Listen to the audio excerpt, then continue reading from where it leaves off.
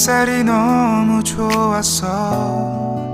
그냥 모두 좋았어. 널 만나서 모든 게 다 잠에서 깨어나서 휴대폰을 먼저 보게 돼. 참 많이 변했다는가. 세상에서 제일 행복한 순간 널 만나고 매일 겪게 돼. Dito ako kasama mo, dito sa kabukiran mo. Miguelito. Good morning mga katrops. Nakabukas na yung bodega, may. Morning po sa lahat. At tayo bibili ng diesel saka ng gasolina.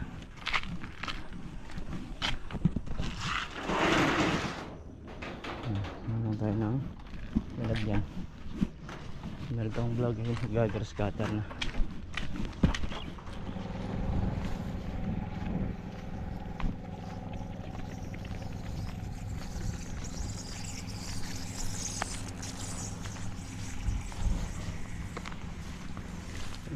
Yan. Ay basa.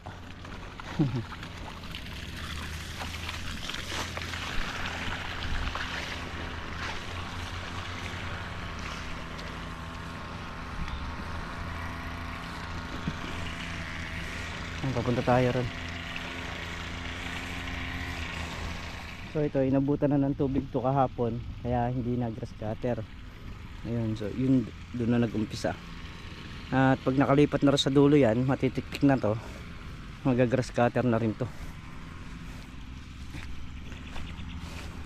Patubig muna tayo. Puro patubig. Kasi ilang araw lang tuyo kagad yung lupa.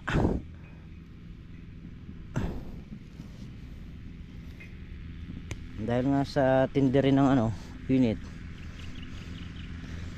mabilis check natin to kung sumadsad na.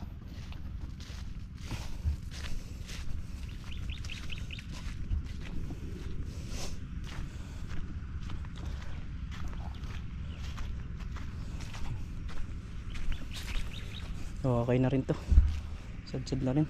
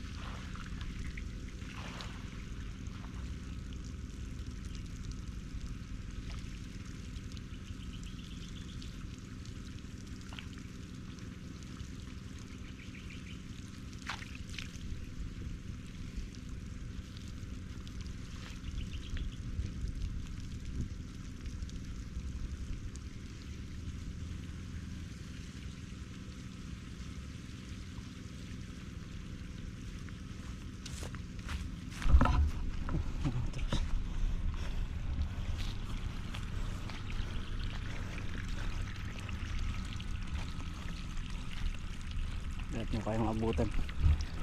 Ito sa kabila. Ayun na rin pala yung tubig ni paring Carlo.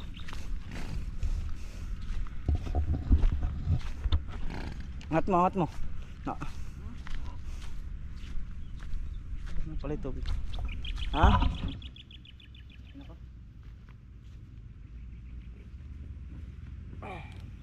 Paano ba Ganyan lang.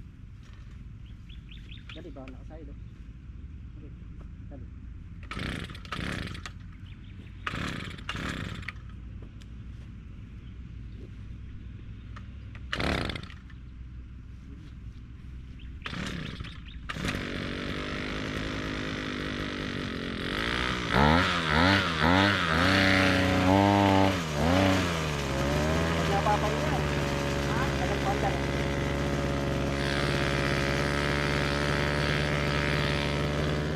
So yun mga trucks, bali tatapusin lang natin to. Meron nga tayong lakad saglit dun sa pag-IR. So mag-IR kami saglit sa resort, no? Para sa Eagles, ayun. So tinawagan tayo ng isang kuya. Medyo pa sila ron, konti pa lang,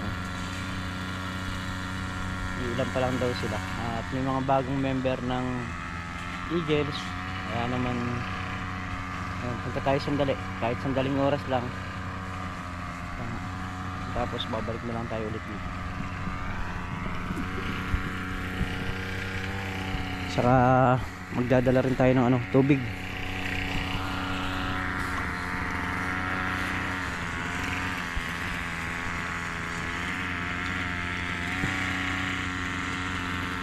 Ayun na yung tubig ni paring Carlo sa dalawa, tatlo, bali tatlo na lang ito,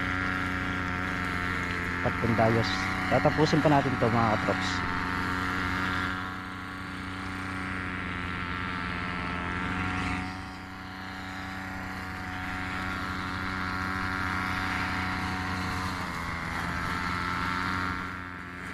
Yung si Milton Vlog yung nagagrass cutter.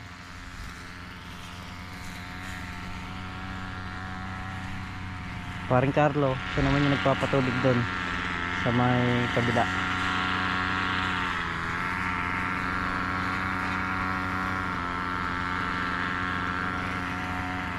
Kailangan kasi matutukan yung pagpapatubig para mabilis yung proseso. So pagdating naman doon, nangyari yung mga ampalaya, pabalik naman yung kalamansi. Yung nandito sa may bunga doon, unang pinatubigan natin, natubigan na yung mga kalamansi. Itong nandito hindi pa, kaya pabalik yun ang mga kalamansi ang ating patutubigan. Ito gaya nitong isang dayos dito sa kabila, ayan, natubigan na yung kalamansi niyan. Ito wala pa, hindi pa natutubigan.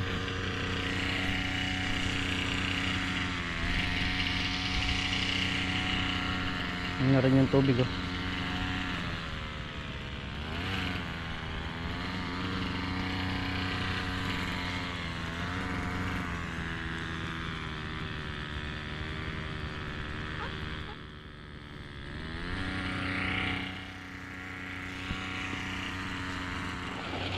Dalawang dayos na lang yung sasalubungin natin dito.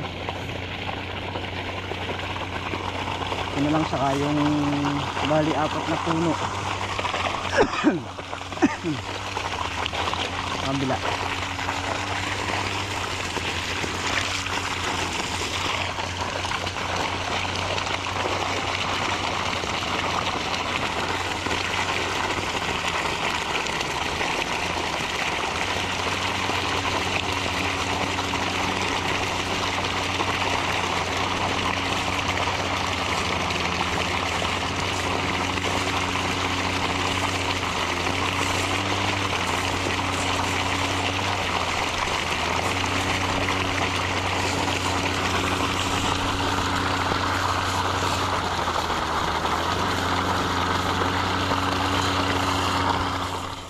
Mayari na yung baba.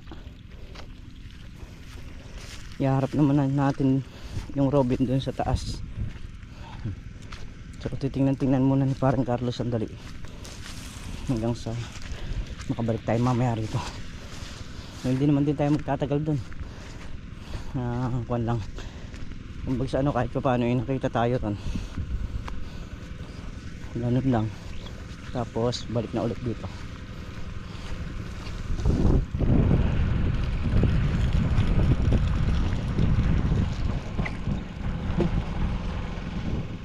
yung mga katrops at kami nga ay nakayari na. So bali ito nga pala sa mga gustong mag rent ng resort, Ate Aisen Resort. Ayan, Isa Ring Eagles po ito. Ayan, dito lang po to, malapit lang din sa amin. Ayan po ang place. Ayan. Ayan po ang resort, ang swimming pool. So may pambata rin po 'yan. Ayan, sa mga gusto po. Pa-schedule na po kayo. Ayan. So yun, check natin kung ilang days pa. Ayan, kanina pa rin tayo nandito. At dito rin nga tayo nanghali. So umuwi lang tayo kanina dahil doon sa mga kuya. Kahit sandali lang ngayon makita tayo ron. Bunti na lang to.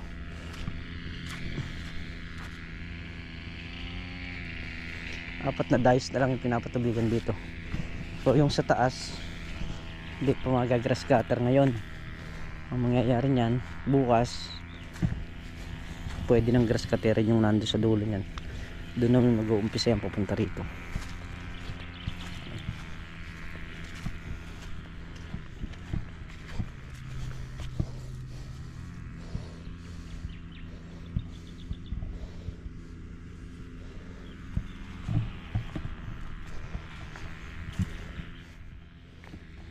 Landais po pre.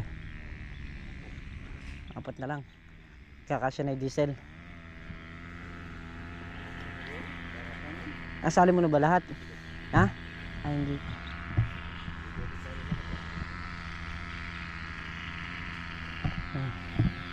Meltong vlog nandun sa may dulo.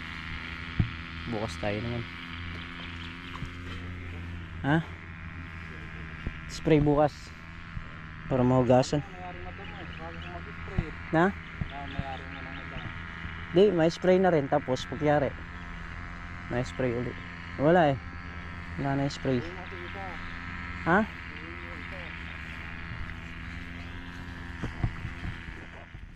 Tatlong dice na lang mga props. Ay, apat. Pati yung sa gilid. Ito.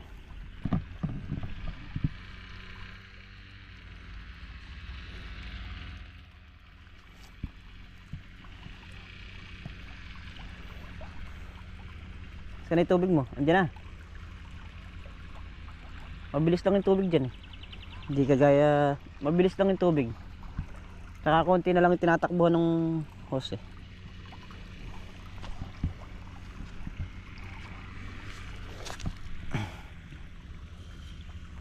So ito kailangan ma-spray.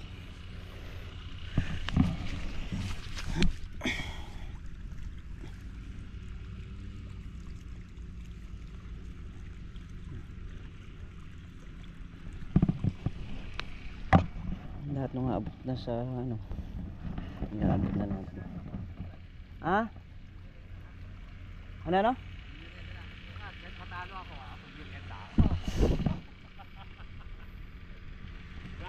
wala tayong merienda bukas. Pre, di ba ano yan? Kahit natalo ako. Ba't pag natalo kayo, magpapamerienda kayo? Hindi. So mga traps, bali nagpaggabi na nga tayo dahil sa mga truck, baka mamaya dahil lang ako yung dumadaan. Ayan. Pero kanina nagtubig naman kami, tinubigan namin yung harap ng bodega. Oh, ayun. Alam niyo mga katrops, doon sa nagko-comment sa akin na nagtatanong kung private po ba yung daan o public. So yun po kasing daan private. Ngayon po, pwede na po dumaan, di naman po kami maselan para hindi magparaan dahil ginawa kang daan eh. Ang kuwang ko lang po doon yung mga halaman, kasi sa laki ng gastos ng halaman saka yung pagod, baka hindi nyo kakayanin kung kayo yung nasa sitwasyon namin.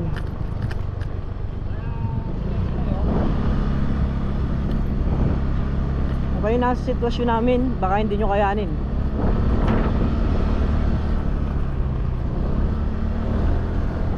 Kasi nangyari na sa amin eh.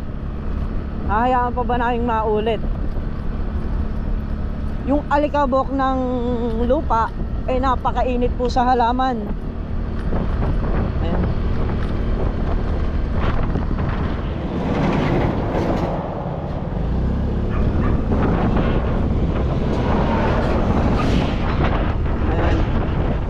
po. Napakainit po sa halaman nung alikabok. Kaya naman po pagka umabot yung 2 araw na hindi kami nakapagbanlaw ng halaman, posibilidad na mamatay yung mga ampalaya. Kaya nga po iniiwasan namin na wag na silang dumaan doon dahil may pwede naman pong daanan. Meron naman pong ibang daan na hindi sila makakaperwisyo. Kaya lang ang ginagawa nila, pilit silang dadaan doon para makaperwisyo sila. Yun lang ang tingin ko ron. Kasi kung ako halimbawa ang truck driver, iiwasan ko na makaperwisyo ko. Yung kikita ka nga, makakaperwisyo ka naman. So naman sa pagkaisip ng tao yun. Halimbawa ako, sige palagay natin kikita ako, makakaperwisyo ako, hindi ko nagagawin.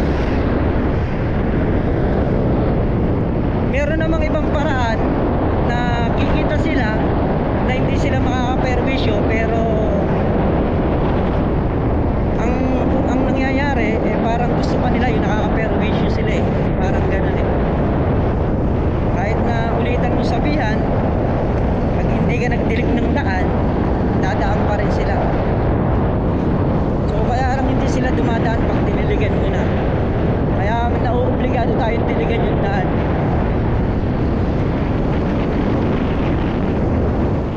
So yun mga trops, at muli po maraming salamat po sa inyong lahat. Dito na nga po tayo sa bahay.